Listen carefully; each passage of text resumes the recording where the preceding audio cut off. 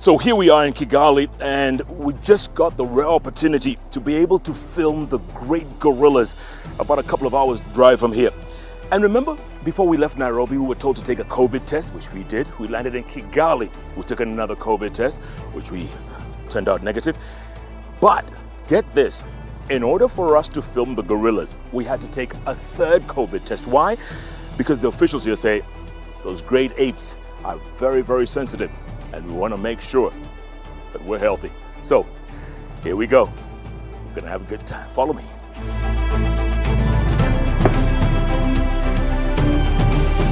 We get on board this state-of-the-art private air-conditioned bus for the trip of a lifetime and head down the streets of Kigali, where a sudden feeling of nostalgia fills us of the Nairobi of the 1970s.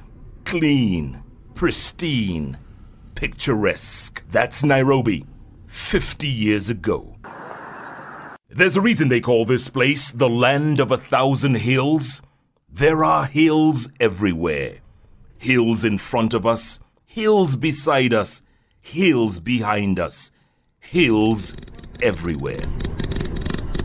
A couple of hours later, we arrive in the town of Musanze, deep in the country's north, nestled neatly between Rwanda, Uganda, and the Democratic Republic of Congo. This will be our overnight stop because the trek to see the gorillas begins in the early morning. Bishop's House is highly recommended here, owned by a Rwandan, run by Kenyans. By the way, they call it Bishop's House because the house once belonged to a bishop. True story. Dawn on day 2. We are ready to scale the beautiful scenic rolling hills before us. A short drive, and we arrive at the Volcanoes National Park. Thank you very much. On arrival, it is the same strict vetting rules. IDs, passports, COVID-19 certificates. Now, at any other time, this would have been just a normal walkthrough. But during these times of COVID pandemic, you gotta take extra precautions. Temperature checks at the top, sanitizer everywhere, social distancing sites. It's the new normal. Gotta always take precautions. Rwandans take no chances when it comes to their national treasure. As luck would have it, we run into former Ethiopian Prime Minister Haile Mariam Desalegn and his family. He's been here before, they haven't. The former Prime Minister is revered here in Rwanda. He's even taken part in one of the most important annual events here, known as the Gorilla Naming Ceremony, or Kwita Inzira. Where newborn gorillas are baptized, yes, baptized by prominent personalities.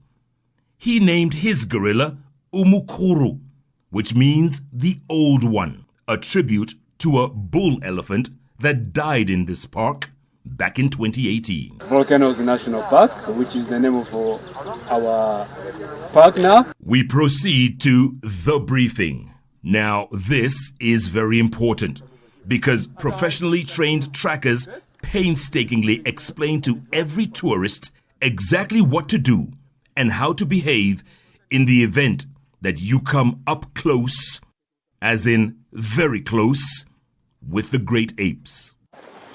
Now, folks, 2 things are essential if you're going to go up to the mountain to see the gorillas. You're going to have yourselves a good pair of walking boots, and you're going to have yourself a raincoat because it rains here all the time. This is standard, and everybody here does it.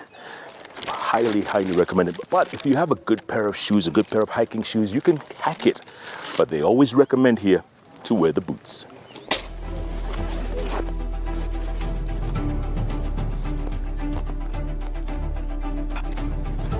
Weather's pretty good here, by the way. It's a beautiful day, usually pouring down. But it's always recommended, just have this just in case. The skies could open up at any one point. So, best thing,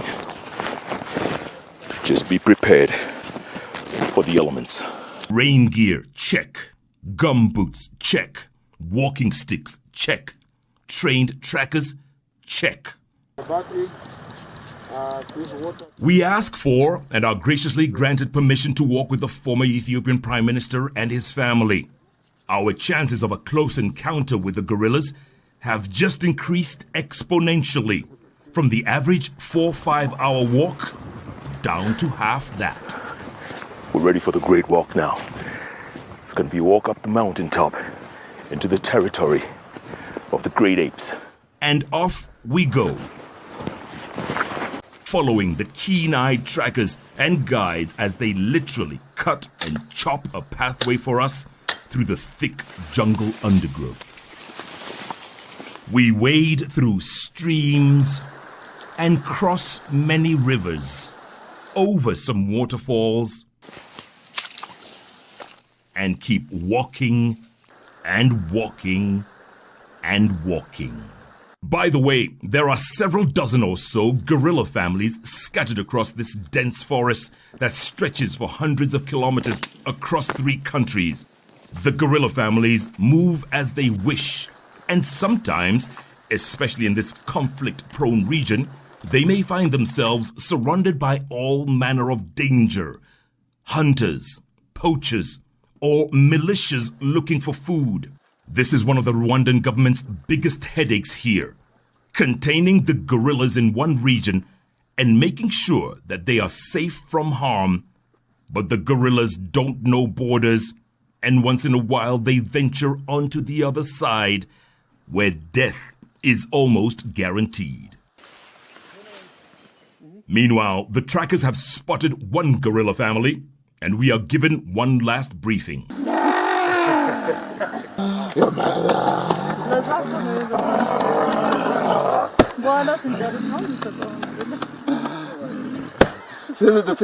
that, you sit. And then, in the thicket before us, just like that, is the king of this jungle. Cameraman Gregory Juma is quick to apply what he learned earlier in the briefing.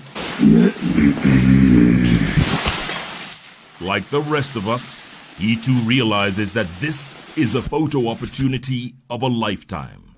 The fatigue from hours of walking quickly disappears as we come face to face with one of nature's most incredible scenes.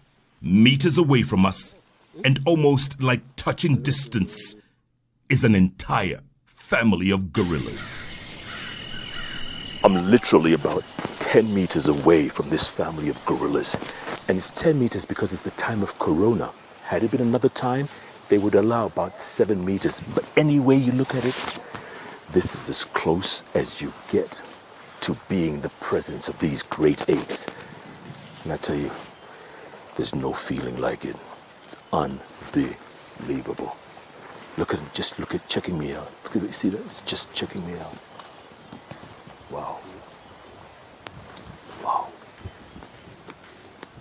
The little ones are playful and so cuddly, their mothers feeding beside them on nearby bamboos and other plants.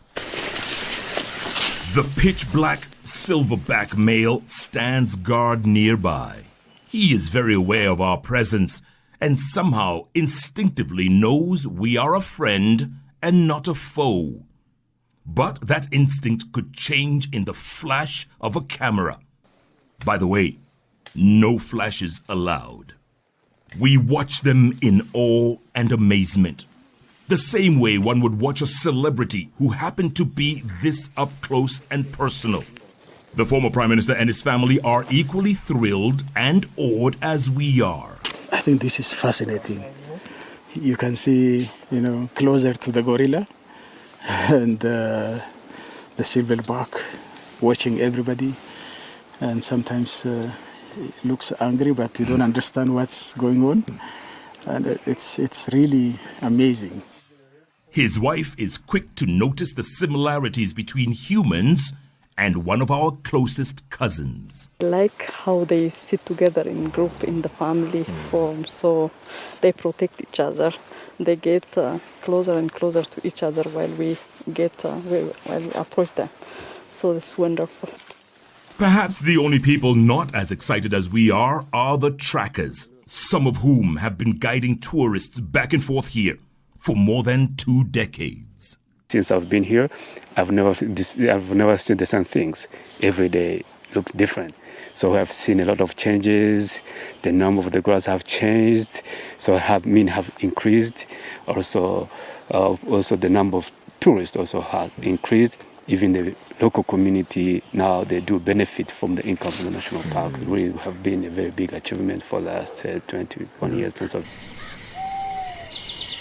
It is a strange, almost symbiotic relationship of dependency.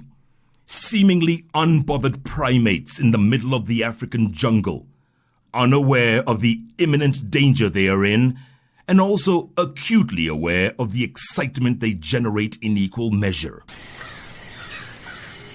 And humans having to guard and protect them, not from other predators, but from other humans.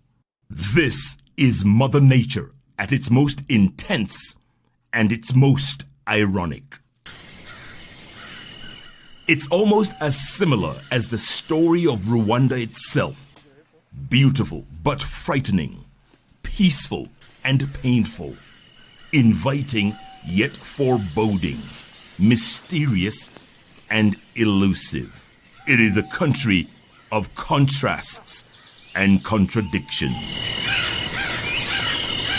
Jeff Koinange, Citizen Television, Koinange, inside the Volcanoes National Park in northern Rwanda.